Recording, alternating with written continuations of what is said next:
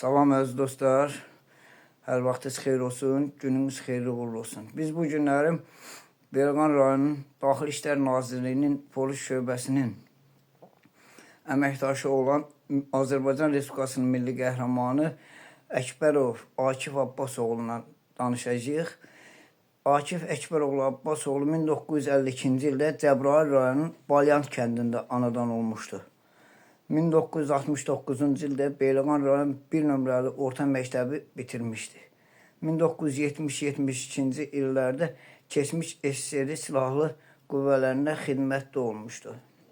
1974-cü ildə Beyləqan rayon Daxili İşlər şöbəsində işləmişdir. Sonuncu iş yeri isə polis şöbəsində, yəni bugün o vaxtı dam deyilə, yəni qaid deyilən bir, yəni polis şöbəsində elə bir xidmət var da, bilirsiniz. Yəni yol polisi bölməsində patrul xidmətində müfəttiş işləmişdi.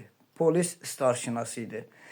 1991-ci il avqustun 5-də Beyləqan rayon polis şöbəsinin bir qrup əməkdaşı polis kapitanı Yolçu Əkbərov, polis serjantları Rövşən Namazəliyev, Elçin Bayramov, kiçik serjant Tehran Heydarov və milis nəfərləri Əzamin Babayev Kəlbəcər rayonunun Sarıyer adlanan yaylağında mülki şəxslərin təhlükəsizliyini qorumaqla vəzifələndirmişlər. Avqust ayının 12-sində həmin günü Beyləqan rayonunda Akif Əkbərovun ölüm xəbəri yayılmışdı. Yəni bu hadisə orada mülki şəxsləri qoruyan zaman erməni, belə deyək, separatçıları, terrorçuları, erməni bölücü qüvvələri məhz həmin o Kəlbəcərin o Sarıyer adlanan yaylağında mülki əhali üzərinə hücuma keçmişdi.